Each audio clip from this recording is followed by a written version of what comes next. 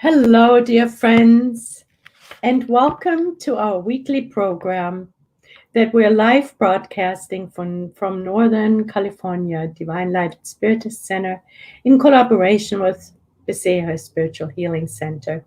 We're live broadcasting both on Facebook Live on all pages, as well as on YouTube Live on all the pages.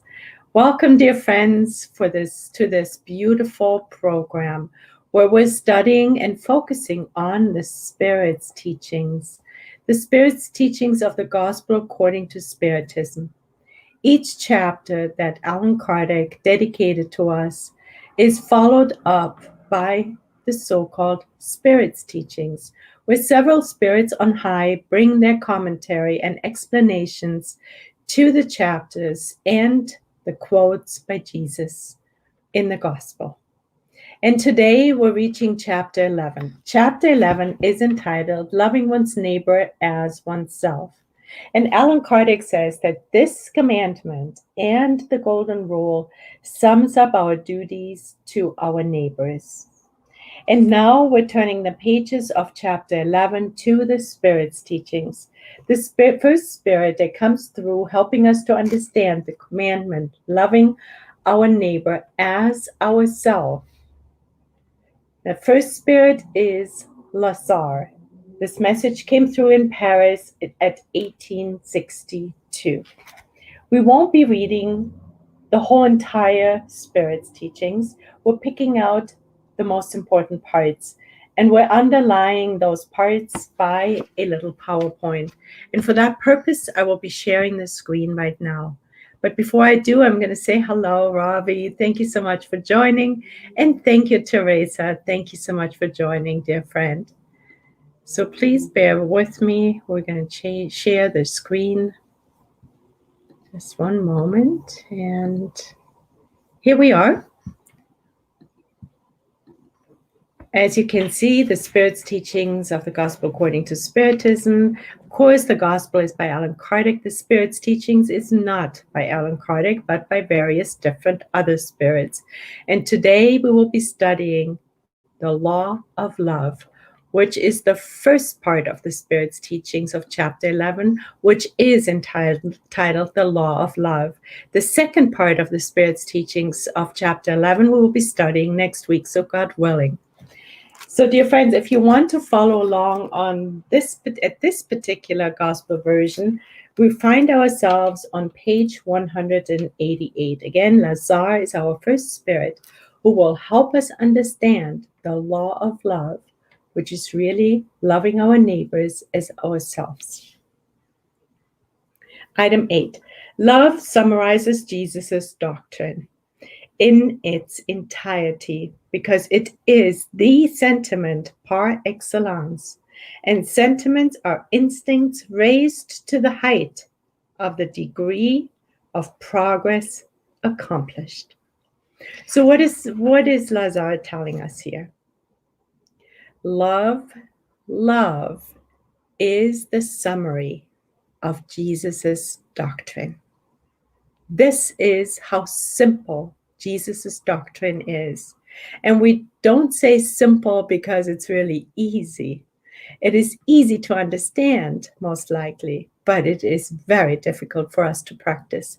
We have been in incarnations throughout millennia, and all we have to do is look into the mirror and look around us on planet Earth, and we can see how much further we have to go in understanding and practicing true love. Lazare always says that the sentiment of love is the excellence of all sentiments. So let us look at what is a sentiment, and he helps us understand. He says, at their origin, humans have only instincts. And we know that. When we look at our pets or at animals, we know they're very and highly instinctual. More advanced and corrupted spirits or humans have only sensations. And we find it curious that he says more advanced and corrupted. So instincts are on their level of development, pure. But then as we develop, we also become more corrupted, more advanced and more corrupted. And then we have sensations, according to Lazar. And sensations are then followed by what? He says, more educated and purified humans, they have sentiments. Now, at the origin, we have instincts. As we advance, we have more sensations. Our instincts don't go away, but we add sensations to instincts. And then as we even further educate ourselves and purify ourselves, we develop sentiments. And now if we go back to the first sentence, when Lazar opened up his chapter, he said that love is the sentiment par excellence. It summarizes everything. Now, let us further understand our developmental stages according to Lazar. He says, therefore, those in whom the instincts dominate are closer to their starting point than to their goal. Makes sense. When we only have instincts, we're still closer to our starting point as spirits than to our goal, to our end point. Then he says, the instincts are the germination and the embryos of sentiments.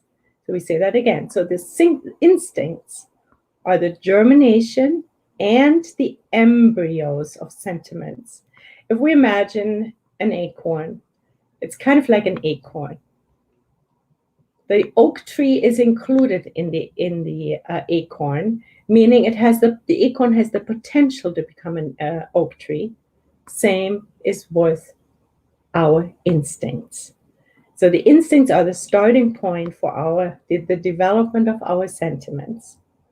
In order to advance towards this goal, we spirits must overcome the instincts for the sake of the sentiments, because after instincts comes sentiments, right? That's the next level.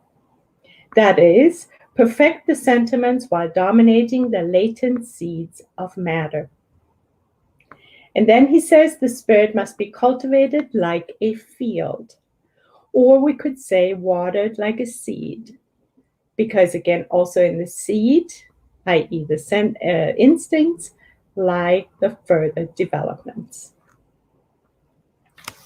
Then, so if you look at the slide for a moment, we start off with our instincts, we advance more, we develop sensations, and further purified and educated as we become, we develop sentiments.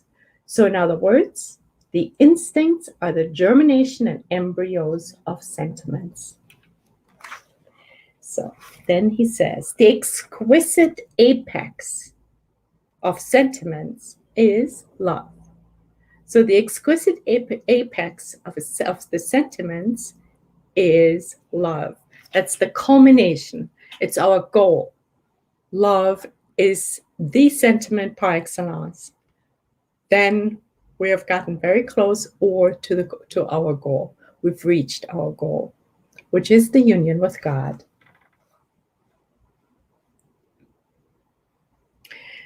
So he says the exquisite apex of sentiment is love, but then he defines what kind of love. Not love in the ordinary sense of the term, but that inner sun that condenses and joins at its ardent focal point all supra-human aspirations and revelations. It's like an inner sun that transcends everything. And that's why, or not that's why, but often we're being guided to go to the sunrise, to connect with the sun, the external sun, as it represents and ignites our inner sun. It represents God.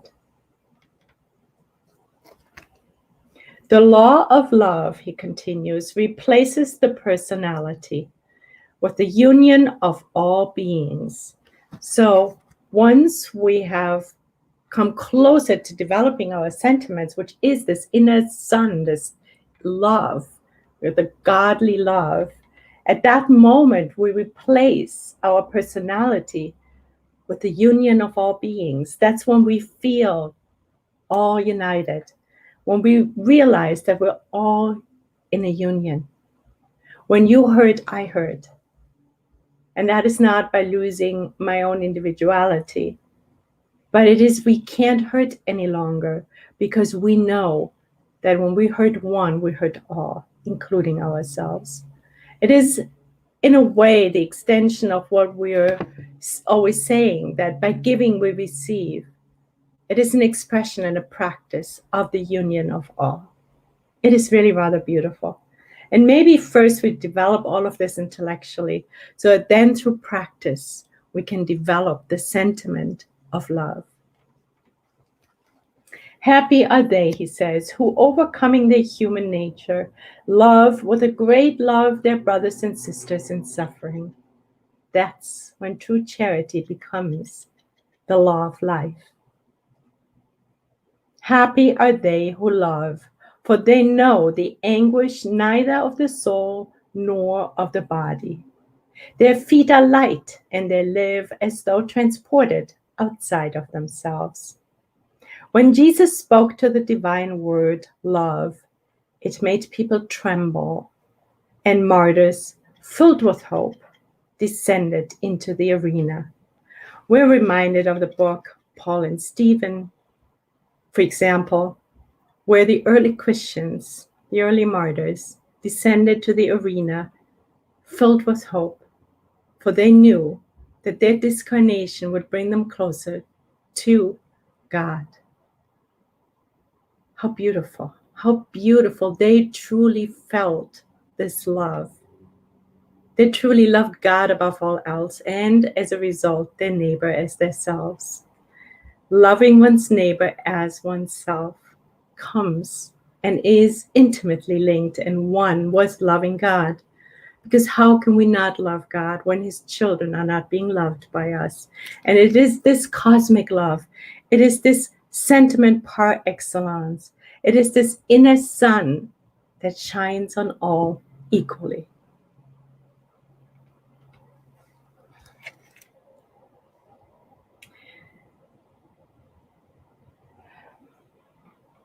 Spiritism, in turn, has come to speak a second word of the divine alphabet. Pay attention, for that word lifts the headstones from the empty graves. Triumphing over death, reincarnation reveals to astonished humans their intellectual heritage. Spiritism came and taught us, in the continuation of Jesus' teachings about reincarnation and the continuation of our lives. This word no longer leads them to their deaths, but to the conquest of their own being, elevated and transfigured. And this word is reincarnation. So reincarnation no longer leads us to our death, but to the conquest of our own being, elevated and transfigured. As everything continues, and every step of the way, we have the opportunity to purify and develop, to become and have sentiments, as opposed to only instincts. The sentiment of love. I stated, sorry, we're confused. Oh, just a minute here. Comprehending the law of love that unites all beings, you shall find in the sweet joys of the soul, which are preludes to the joys of heaven. So when we comprehend the love that unites all beings, we will find in it the sweet joys of the soul, which are preludes to the joys of heaven. Love is the password to everything. And it is not the lower human exclusive love, which is steeped in selfishness. No, it is the vast, cosmic, godly love that leads us to feeling one with all, seeing the unity in everything. Comprehending the law of love unites all beings, that unites all beings, preludes the joys of heaven, the kingdom of God. All right, dear friends, we're becoming all enwrapped in this. It's so beautiful. It's so touching. It is so much our work in our everyday life. All right, let us continue. We're going on to item 9. Now item 9 is by Fenelon. Fenelon in Bordeaux, 1861. He too speaks to the law of love. Love is the divine essence, and from beginning to end, you possess in the depths of your soul the flame of that sacred fire. Very poetic. We'll read it again. Love is the divine essence, which means it's in everything. The whole universe is made out of the fabric of love. It's divine essence. It lives in everything. It unites us all. And from beginning to end, you possess in the depths of your soul the flame of that sacred fire. He too equates love with the sacred fire or the sun, which is a fireball, right? It's this intense warmth and light. It is a fact that you have been able to prove over and over again. The vilest individual, the most abject, the most criminal, holds for another person or some object a living and ardent affection, impervious to anything that could diminish it, often reaching sublime proportions. It doesn't matter who we are and what we do. We have this capacity to love. And we have the capacity to love even the so-called vilest criminal, because they too are children of God. And they too have the seed of this divine sentiment of love, the sentiment par excellence in them. Now it is interesting. He said that, let's say, the criminals hold for another person or some object a living and ardent affection, right?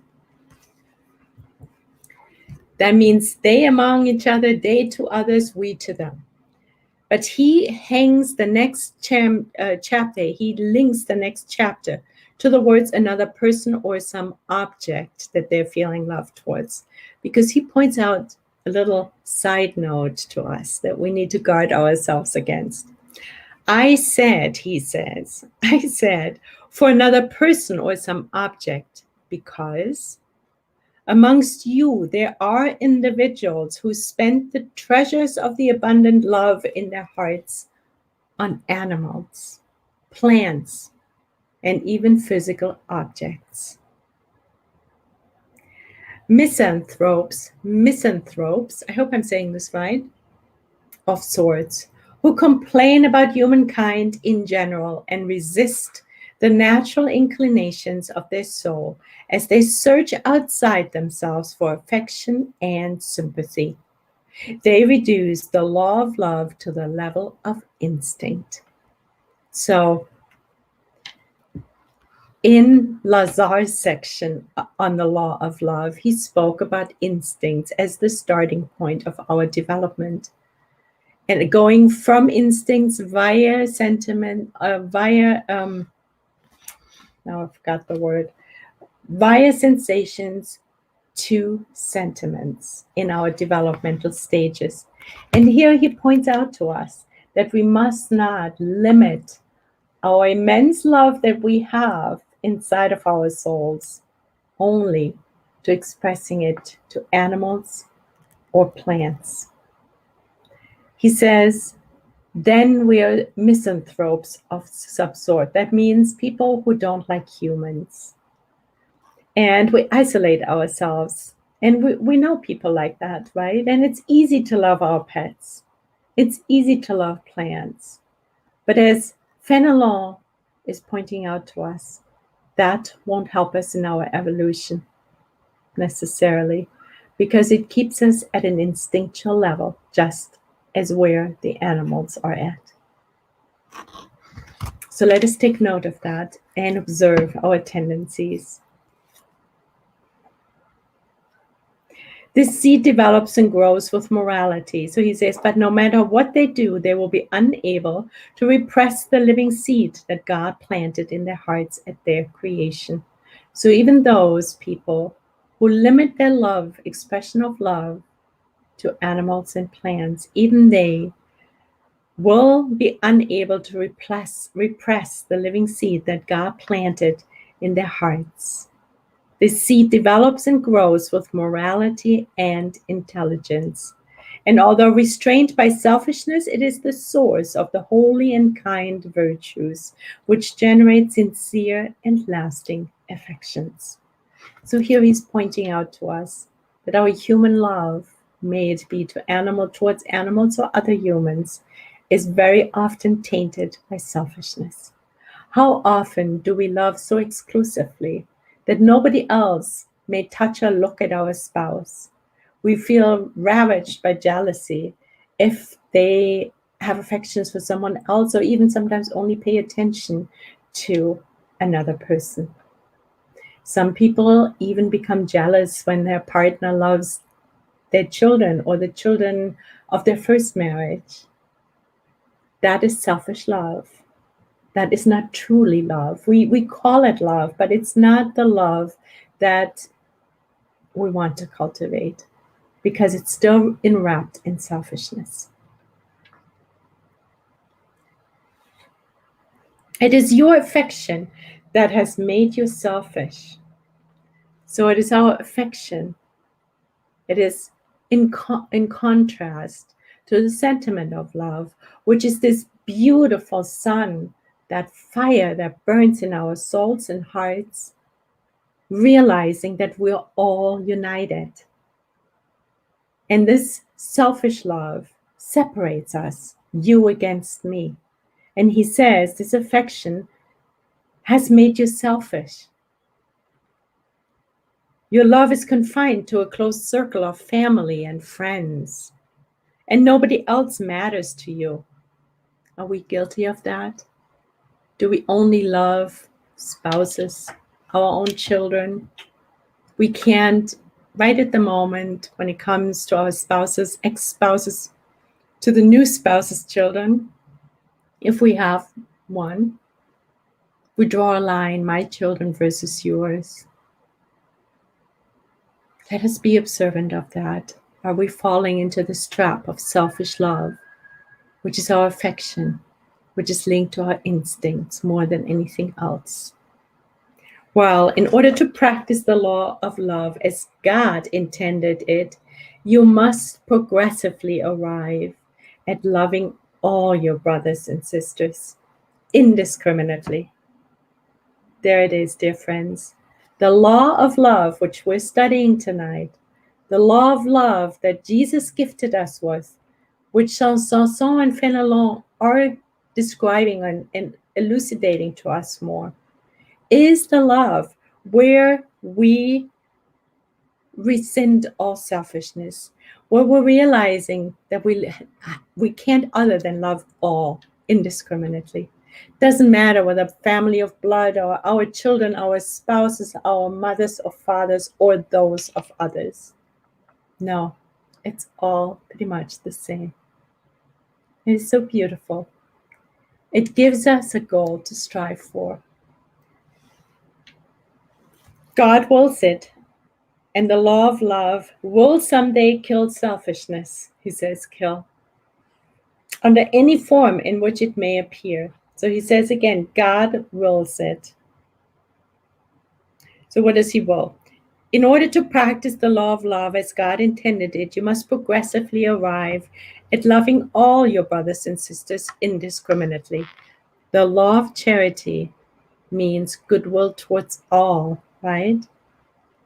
It's forgiving all trespasses, and it is being indulgent towards all imperfections of others. It's totally inclusive. It's not exclusive. It's a form of love. And here we're being asked to love indiscriminately. It doesn't matter whether it's linked to us, to our selfishness, our own family, or not. The task will be long and difficult, he says, but it shall be accomplished. God wills it. God wills it that this task will be accomplished of loving, that we reach the goal of the law of love, which means loving all indiscriminately. And the law of love will someday kill selfishness, because at that moment, there won't be any selfishness possible anymore. It will have been transcended, replaced. Will someday kill selfishness under any form in which it may appear. For besides personal selfishness, there is also family, caste, and national selfishness, right? My country is better than your country. My caste or caste is better than yours. My religion is better than yours. Oh, and it goes on and on. My medical path is better than yours. It's the bifurcation, it's the splitting, it's thinking, it's part of selfishness. We're invited to go beyond duality, beyond that this is mine and this is yours, you're different than me. We are invited to this sentiment of par excellence, which is the law of love, realizing, feeling the oneness of all. We all want the same, dear friends. Doesn't matter which path we're picking, we all want the same. We're all headed towards the same goal, which is the kingdom of God, whether we know it consciously or not. But God wills it. Jesus said, love your neighbor as yourselves.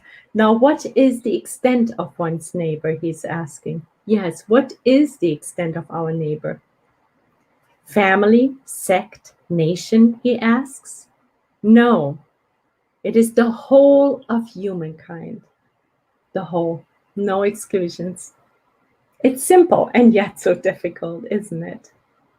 Because we still need to rescind and transcend our selfishness and our fears, which are somehow linked to that. On more highly evolved worlds, it is the mutual love that harmonizes and guides the advanced spirits who inhabit them, and your planet, destined, so planet Earth, destined for impending progress due to its social transformation, will see its inhabitants practice the sublime law, the reflection of the divinity. We too shall get there. But how quickly we will get there depends on us entirely. The effects of the law of love are the moral betterment of the human race and happiness during earthly life. Don't we want that, dear friends? Here it is, the promise and the path all in one. The effects of the law of love are the moral betterment of the human race and happiness during our lives. So if we're not happy, let us practice the law of love more, not less. Do not do unto others what you would not want them to do unto you. On the contrary, do unto others all the good that is within your ability. So this is the invitation for us tonight, even though we continue the study. This will be the practice. This will be our homework for the whole entire next year, next week, next year, next millennia, next lifetimes. And it is, do unto others all the good that is within your ability. And hopefully this ability will increase from day to day. Do not believe in the sterility and hardness of the human heart. In spite of itself, it yields to true love. Love is a magnet that it cannot resist.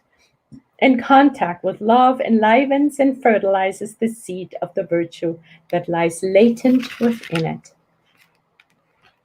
As a dwelling place of trial and exile, the earth will then be purified by that sacred fire and will see the practice of charity, humility, patience, devotion, self-denial, resignation, and sacrifice. All virtues that are of the offspring of love.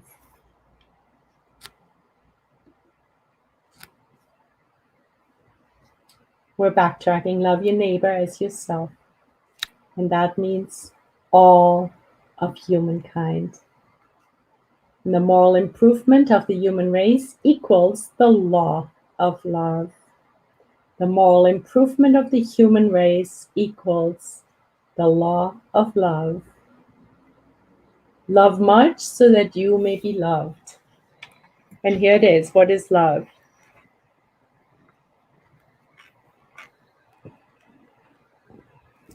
As a dwelling place of trial and exile, the earth will then be purified by the sacred fire, and you will see the practice of charity, humility, patience, devotion, self-denial, resignation, and sacrifice. All virtues that are the offspring of love, because love is the sentiment par excellence.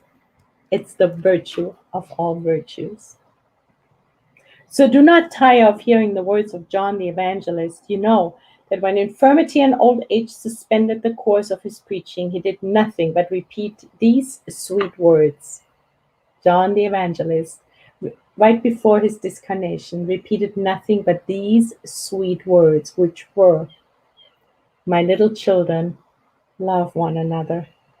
My little children, love one another." Dear friends, my little children, love one another. Let us make that our affirmative mantra. Our little children, we little children, let's love one another. Can we do that? Dear brothers and sisters, take advantage of these lessons. Their practice is difficult, but the soul will derive immense good from them. We know that. Believe me, put forth the sublime effort that I ask of you.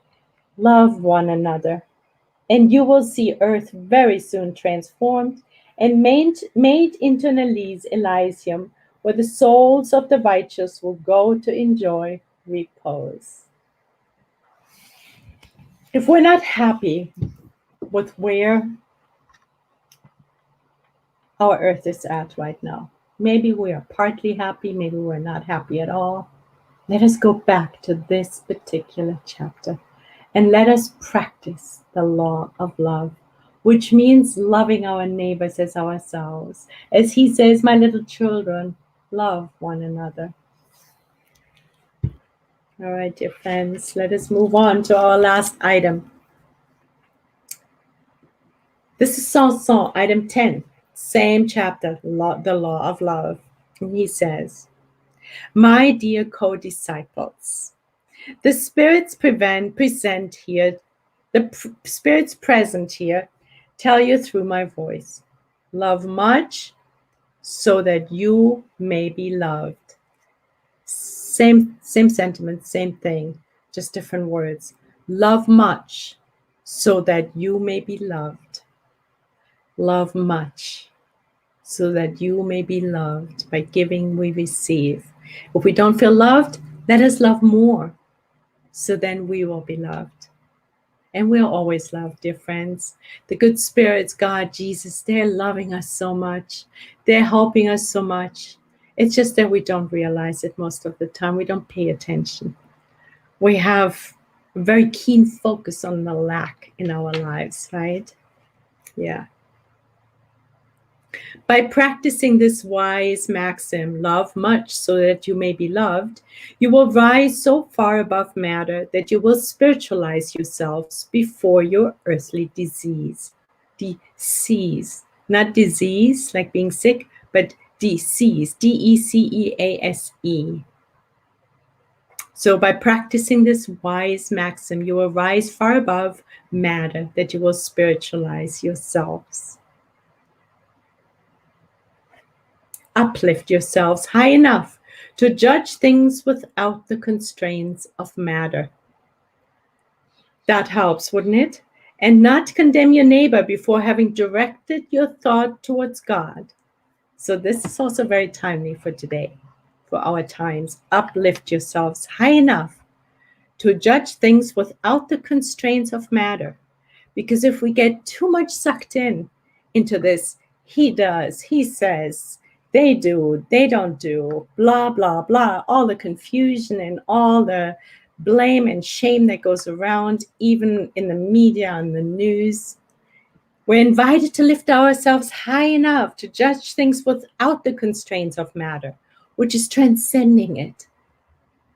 If we practice the law of love, we will feel all united with each other in all these little different colors that we're choosing to navigate our path, which is our life, don't matter anymore.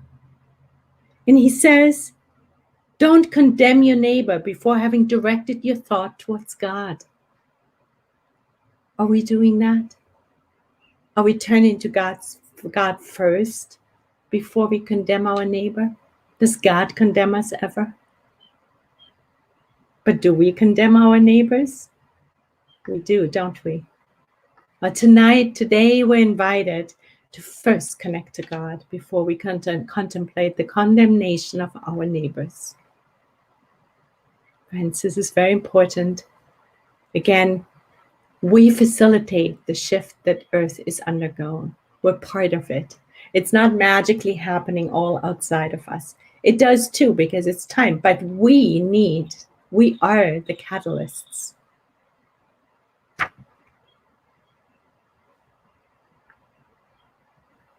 In the deepest sense of the word, to love means being loyal, being honest, and being conscientious in order to do unto others what you would want done unto you. So he too stresses the golden rule, which is the key for our success, for a successful reincarnation. The spirits in the Spirit's book taught us that for us to best discern between good and evil, because we're very prone to confusion and not really knowing, is to apply the golden rule to everything, which is a form of the law of love. So he says, in the deepest sense of the word, to love means being loyal, being honest, and conscientious. And how can we be conscientious if we don't practice the golden rule? Doing unto others as we would like to be done to us, unto us. Right, friends? It's only logical.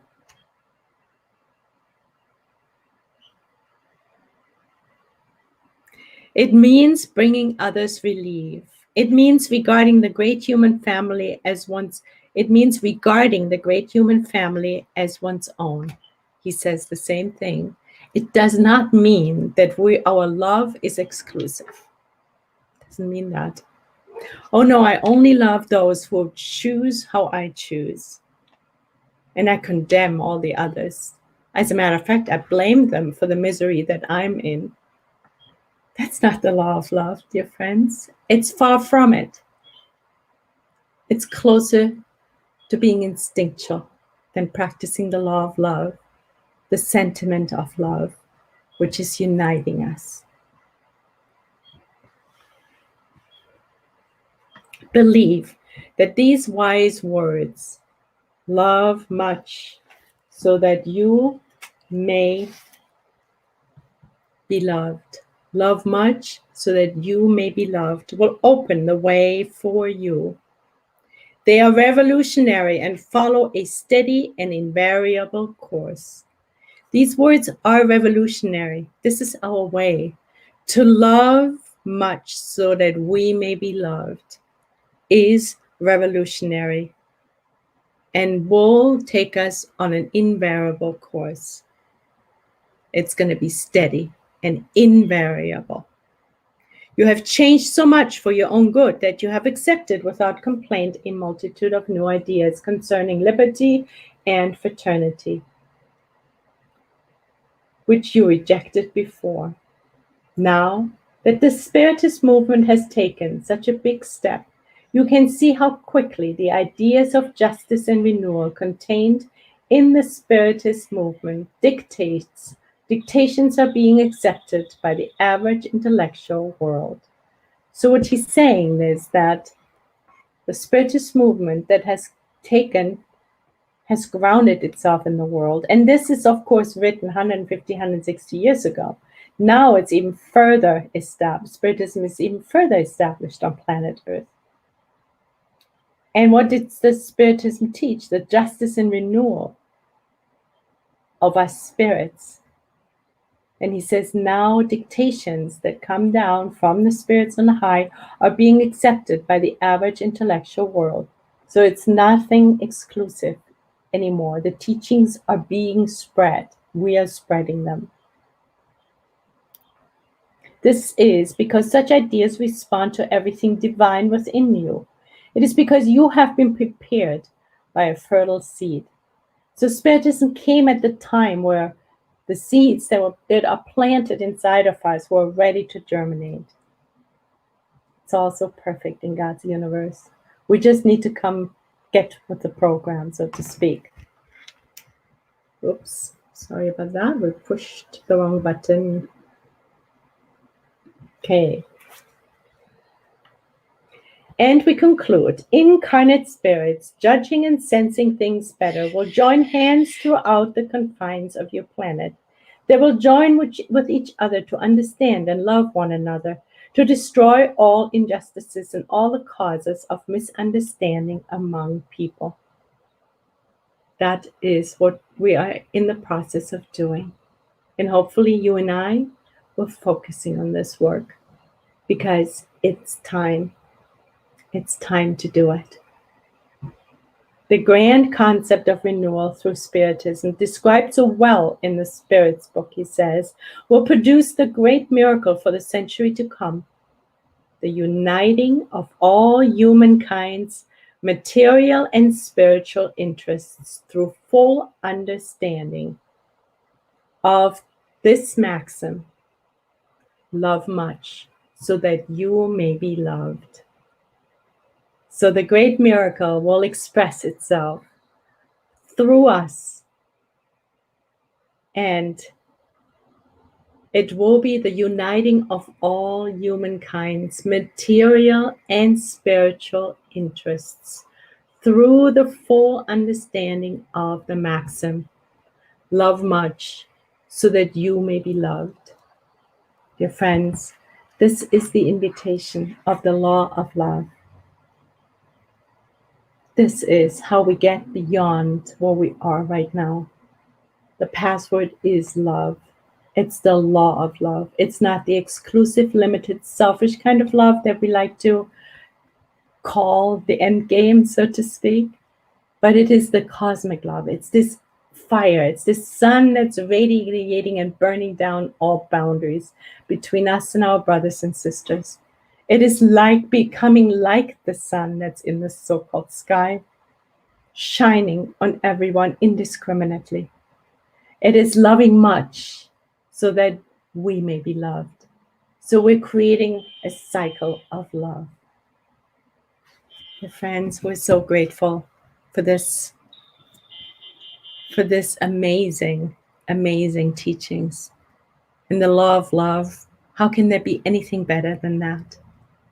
Thank you so much for listening. If you have any questions or comments, please feel free to post them either as a personal message to me or on Facebook. I am most likely to pick them up there. Thank you so much for joining, dear friends, and let us recommit to loving more, not less, loving our neighbors as ourselves, using the golden rule, and loving so that we will be loved back. It is all in the law of love.